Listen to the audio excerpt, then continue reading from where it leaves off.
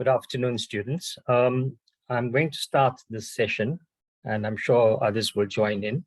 But in any case, I will also send the recording out to all of you. So in the morning, I started with the section on lesson planning.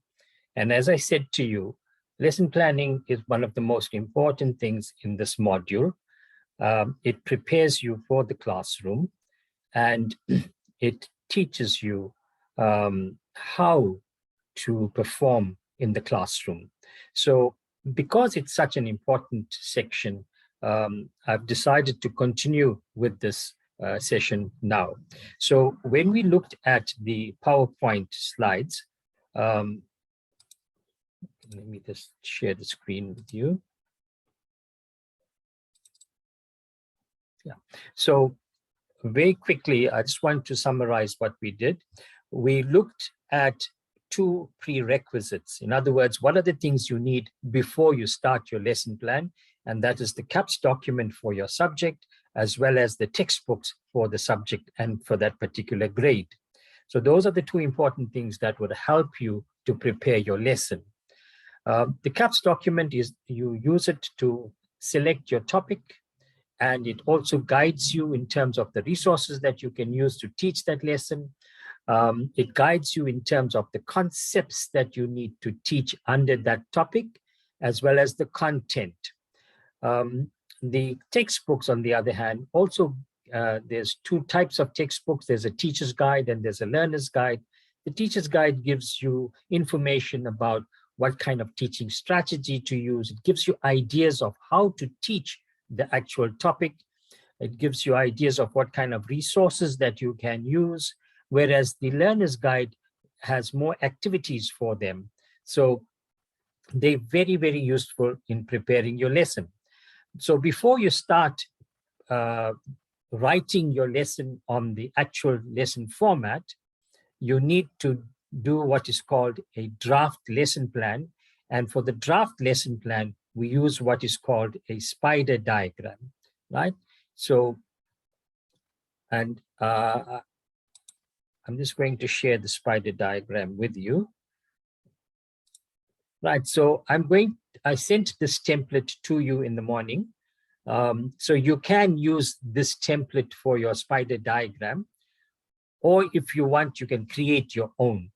But it's quite simple to use this, because all you need to do, you can fill your texts in these blocks that I've created for you. And when we do the spider diagram, there is no need for details to be written in the spider diagram.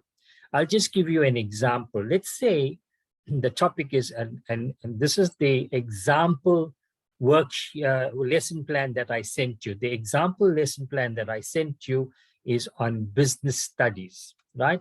So that business studies example deals with the two forms of business ownership. So if I'm going to look at the objectives under knowledge, I'll just say understand forms of ownership.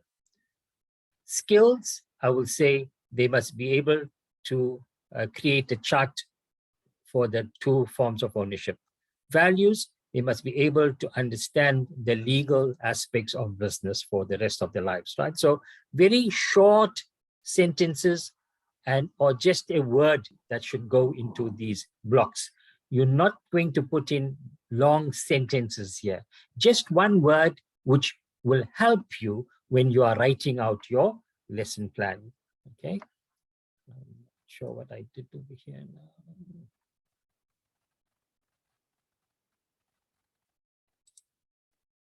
Okay. All right, I'm just going to do that spider diagram again.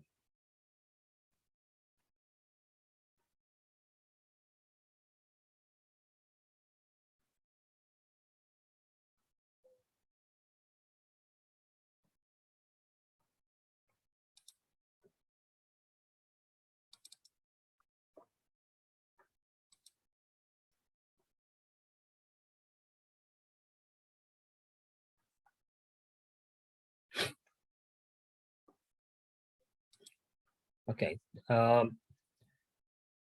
just just going to look at where my spider diagram is again. Oh, there's a,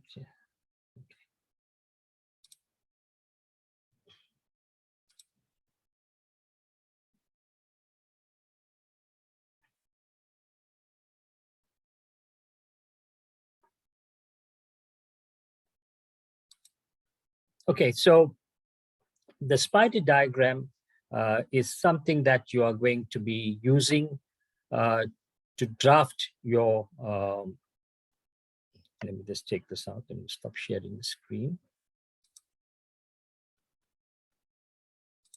Okay, sorry about that. So the spider diagram, you just put in a word or small sentences. No details are required in the spider diagram, right? The draft lesson plan is important. This is the draft lesson plan, or the lesson plan template. This is the lesson plan template. Okay, sorry. What I'm showing you here is the lesson plan example that I've sent, right? And if you look at this here, the lesson plan example is for a grade 10 class business studies, right? I was going through this when we stopped in the morning, right? Now, what is very, very important, and this is where I know that students have a problem, is what are we going to actually write in the lesson plan? So that is why I've sent this example lesson plan. If you look at the way the objectives are written, it must be very simple. Under objectives, you write objectives under 3 subheadings. That is, number 1 is knowledge. Learners should be able to understand the different forms of business ownership and be able to differentiate between them with respect to their characteristics, their advantages and disadvantages.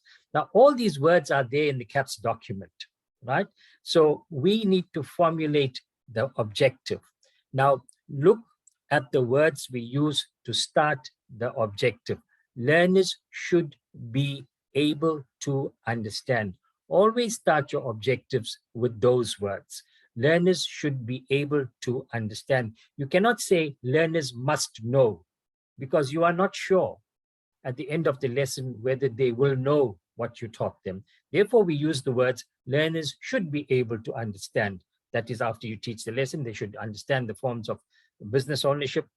They should be able to differentiate between them with respect to their characteristics, their advantages, and their disadvantages. Under skills, now knowledge is where they need to understand. They have to gain some knowledge. They have to be, they must be able to know something. Whereas skills, when you look at the word skills, think about the word do. They must be able to do something. So here you can see learners should be able to identify the 2 business entities in their local area and complete a chart by filling in the names of the entities. So what they're going to do, first they must be able to identify. They must be able to identify, and then they must be able to create a chart. So skills means they need to do something. Values, learners should appreciate the legal requirements for business ownership. So this is the value they get from this lesson. The value is, for the rest of their lives, they must know that businesses have a legal requirement, right? So that's what, and look how simple it is written. No big words, no long sentences, right? The approach or teaching strategy, what I always tell my students, you can have that heading there, but don't fill it in straight away. You must fill that in after you've written your lesson plan, because you don't, as you are writing the development part, the conclusion part, and the introduction part, and so on, you don't know what teaching method you're going to use there. After you finish it, then you look at all those sections of your lesson plan, and then you put in the kind of teaching strategy or method that you have used. Teaching strategy is method. What kind? How did you do it? Right? Like here you can see discussion, group work, question and answer. Simple, no writing big sentences. We're just putting the methods down. The resources, here too, I tell my students always, just write the heading and leave it. After you write your lesson plan, then you fill it in. So what did we use? We must have used pictures, we use video recording, we use charts in this lesson plan, right? So what is important, as I said, I'm stating it once more, is what do you write in this lesson plan? And how do you write? So look at here the introduction. Now in the introduction, I'm going to be playing them a small YouTube presentation. So how do I write it now? So I'm saying learners will watch a short video recording of a spaza shop, and I'll put the link, must put the link. If you're saying YouTube presentation, you must put the link, right? So that is all you have to say. You don't have to say, I will switch the video recorder on and I will play this videotape for my learners, and so on and so on and so on. There's no need for those big stories. All we have to say, learners will watch a short video recording of a spaza shop, and I put the link. How I'm going to play it and so on is understood. It is understood. Now, in all the phases of your lesson, in your introduction, in your development, in your conclusion, you will always be asking questions to see if the learners are following you. But in the introduction phase, we ask questions to test their knowledge, their prior knowledge, to test what they know already about these businesses, and the businesses, especially in their environment. So all I'm saying here, the following questions will be asked. There is no need for you to ask, right, the teacher will ask the following questions, or I will ask the following questions. There's no need for you to say those things. All you need to say, the following questions will be asked, and you list the questions 1, 2, 3, like I have done there, right? A discussion will follow upon the learner's responses leading to the topic forms of business ownership. Simple, straightforward, we know how the lesson is going to proceed. In the development phase of the lesson, in this phase of the lesson, we are going to be taking the concepts. You remember I said to you in the morning, the concepts are like your subheadings. So in step 1, I'm going to discuss this concept where I'm going to define sole proprietorship and partnership. So in the first concept I am talking about is sole proprietorship and partnership. I'm going to give them the definition, but I will not give them the definition straight away, but we will lead them to the definition. So how are we going to lead them? Look at what I've written there. Pictures showing businesses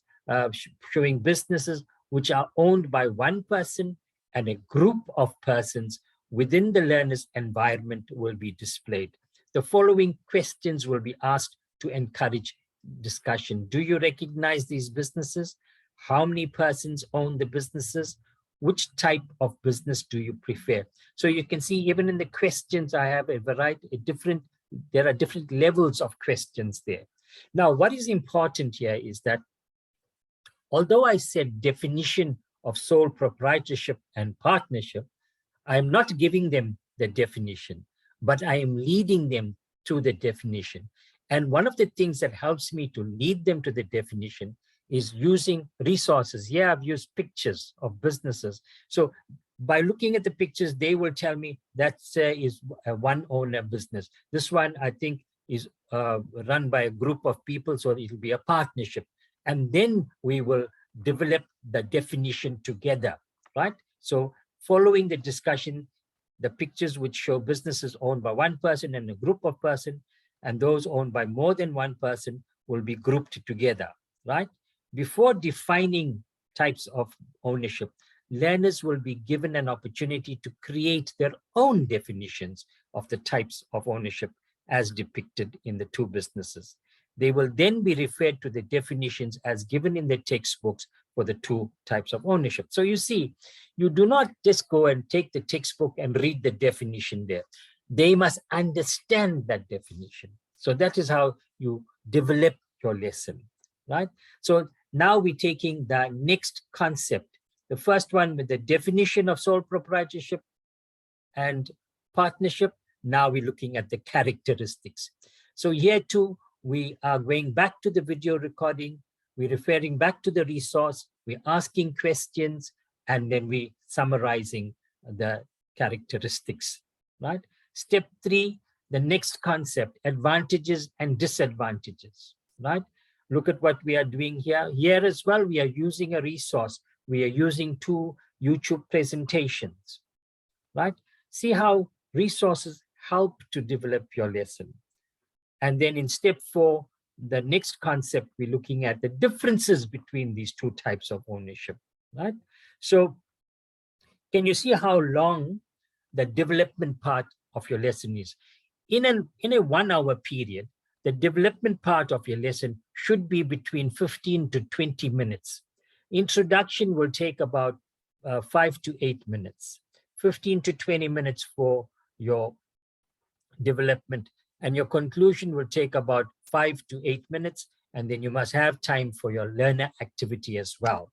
So when you write out your lesson plan, you must always be conscious of the time that you have. You can't take too much of things, right?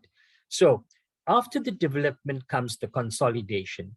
So in the development phase, I've given them some group work to do. So in the consolidation phase, they will now start presenting their charts, right? And in this way, as a teacher, I will make out whether my learners have understood the lesson or not by the success of the charts they make, right? So the assessment or learner activity that they're going to do is they will complete a worksheet. There is a worksheet here. This is the worksheet. I've attached the worksheet, right? So the references, these are the things that I used to draw up my lesson plan. So this example lesson plan will give you a very, very good idea of how to prepare your lesson plan, okay?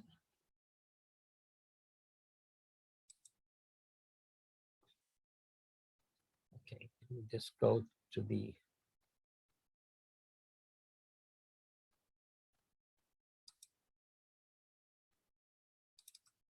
okay, I was doing this. I'm not sure if everybody has seen the spider diagram. Now, when you do your lesson plan, you must have a spider diagram or a draft plan attached to it. So when in the assignment that you're going to get, you have to attach this draft or spider diagram and your completed lesson plan. Okay, so I'm now going to look at the assignment.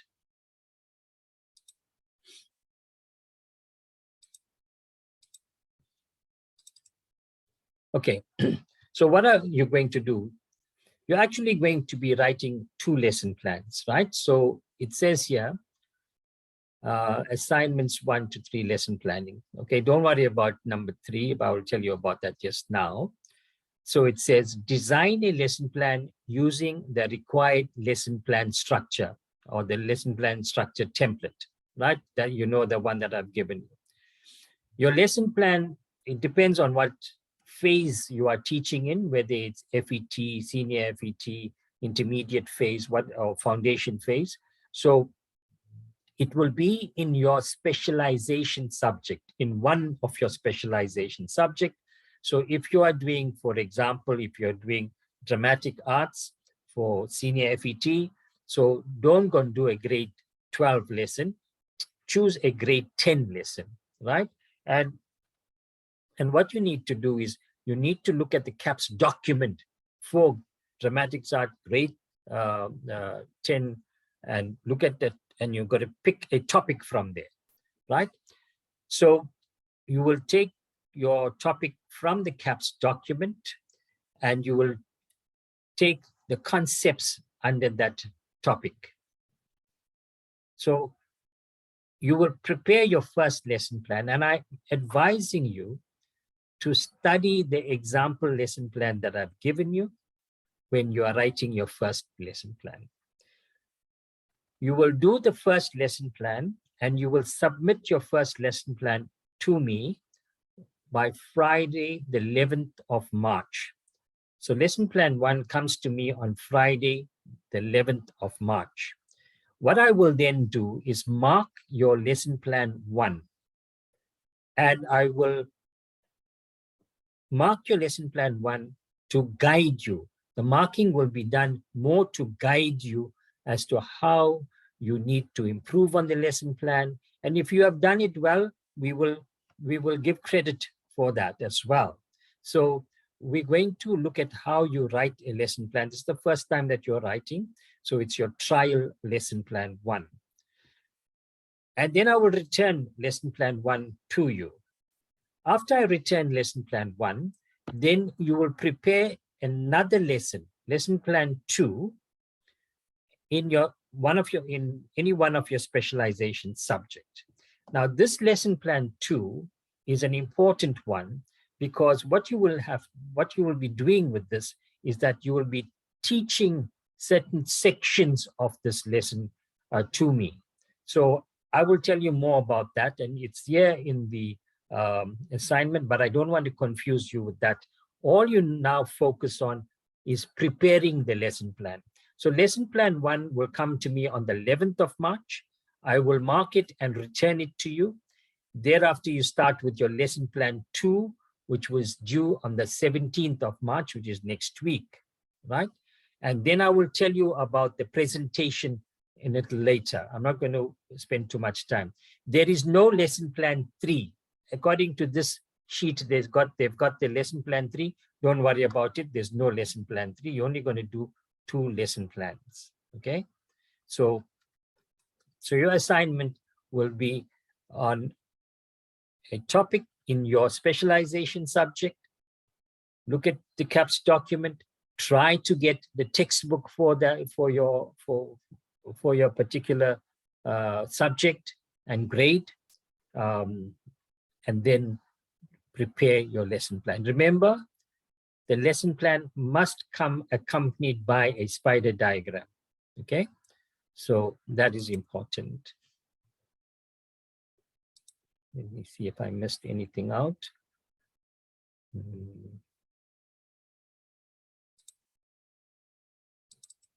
Okay, so I'm going back to this lesson plan template. This is where you will do your lesson plan. All you need to do is populate these blocks, and as you print or write over here, it expands, right? So the main headings have been given to you. Once more, as I said to you, for your approach and teaching strategy and for your resources, leave it blank. After you've finished your lesson plan, when you know all the resources you have used and you know the teaching method that you have used, then you start filling it up, okay? Now, the introduction, as I said to you in the morning, do not start your lesson by saying, good morning, class. Our topic today is forms of business ownership. We're going to look at sole proprietorship and partnership. So what I want you to do is, I want you to look at that example lesson plan on business studies and see how the topic was introduced. The topic was not mentioned.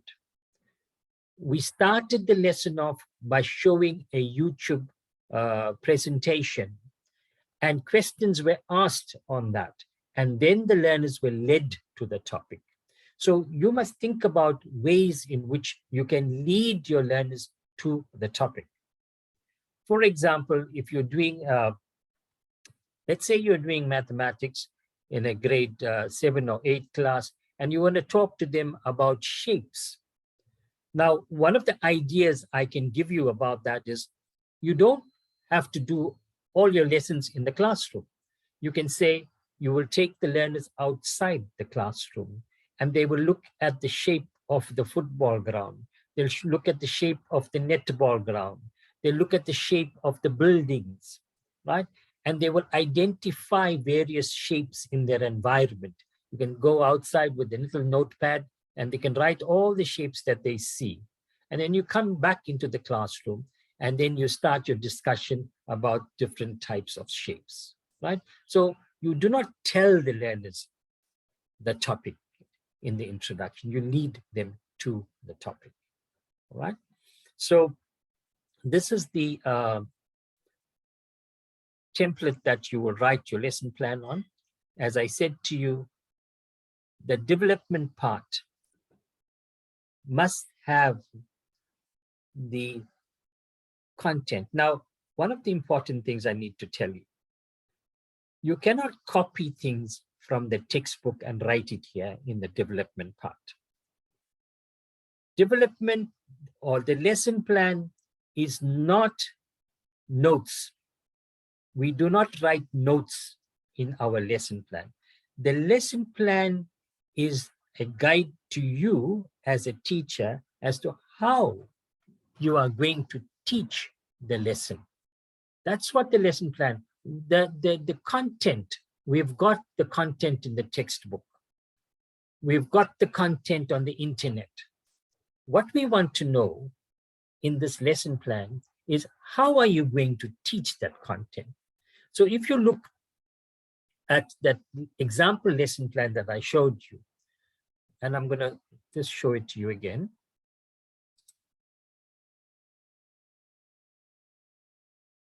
Where's my example lesson plan? So if you look at this example lesson plan in the development part, so the definition of sole proprietorship and partnership. If you look here, I have not written the definition of sole proprietorship and partnership. But what I have done here is that I am stating in my lesson plan how I'm going to teach my learners about the definition of sole proprietorship and partnership. So how am I going to do it? I'm going to use resources. I'm going to use pictures of different types of businesses. We're going to ask questions. We're going to discuss these pictures, right? It's all written here. Pictures showing businesses which are owned by one person and a group of persons within the learner's environment will be displayed. The following questions will be asked to encourage discussion. Do you recognize these businesses? How many persons own the business? Which type of business do you prefer? Following the discussion, the pictures which show businesses owned by one person will be grouped together, and those owned by more than one person will be grouped together. Before defining types of ownership, learners will be given an opportunity to create their own definitions of the types of ownership as depicted in the two groups of business entities. They will then be referred to the definitions as given in the textbooks of the two types of ownership. Now you noticed here, I have not written notes about sole proprietorship or partnership. But what I've done here is I am explaining how I'm going to teach that definition, right? So that it remains in their minds for the rest of their lives. So it's not about note writing. Development part, you do not write extensive notes. You say how you're going to teach these things. We got the information, we got the content, we got the notes, right? Let's look at the second one. The characteristics of the characteristics of sole proprietorship and partnership. Even here, look, we haven't written notes about the characteristics. Look what we have written here. The following questions based on the video recording shown earlier will be asked. So I'm asking questions. Who buys the goods from Shlaza's Spaza shop? Who keeps all the profits? So I'm leading them on. I am making them think as I teach, right? The responses to these questions will be summarized on the chalkboard, and the characteristics of the two ownerships will be arrived at. So we are doing what is called learner-centered approach. The learners are answering the questions, we're summarizing the responses on the chalkboard, and we are creating the information. So when you do this, when learners create the information, it remains in their minds longer than if they just have to read it from the book. So we are not writing the textbook here in our lesson plan. Please bear that in mind. That is why I'm saying to you over and over again, look at how this lesson plan has been written. We have not written the textbook here, but we are saying how we're going to teach each concept. See the third concept, the following the advantages and disadvantages. So in the third concept, we're showing them two short YouTube presentations, right? And as the YouTube presentation is playing, it will be stopped and we will reconcile the facts in that and maybe write it on the board. So this is the way the learners will learn. And it makes your teaching more interesting as well. Look at even step 4, right? The differences between. Having viewed the video recordings and the pictures, learners will be work in groups of 4 to identify the 2 different forms of ownership and list the main differences. So here it is learner-centered approach, group work. They are doing group work. So you see, after you have written your lesson plan, then as I said, you will put in what is the approach or learning strategy or teaching strategy. It was discussion, group work, question and answer. So when we go through the lesson plan, we can see it. What resources we use? Pictures, video recording, and charts, right? So the example lesson plan is very, very important for you when you are writing your own lesson plan. I'm going to stop there. If there are any questions, you can please ask me. Can you hear me? I can hear you, Sam Kaliswa. I just want to ask, in this case, are we like considering the type of the school? Maybe do we consider how well the school is resourced, or for now we're just writing to bring more ideas regardless of the schools that we're going to teach in? Yeah, that's a very good question. Very good question. Yes, you don't have to consider the type of school. Here you focus on your lesson plan. How would you like to teach that lesson, right? Focus on your lesson plan. All right, thank you. Okay. Any other questions you have?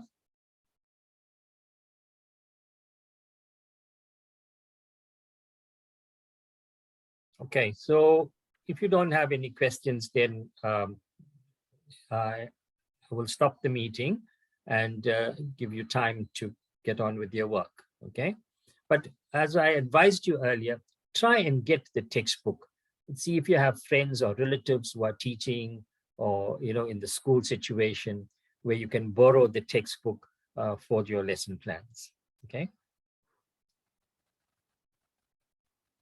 All right, thank you so much for attending. I will send the recording to all those students that didn't attend as well. Thank you. Thank you.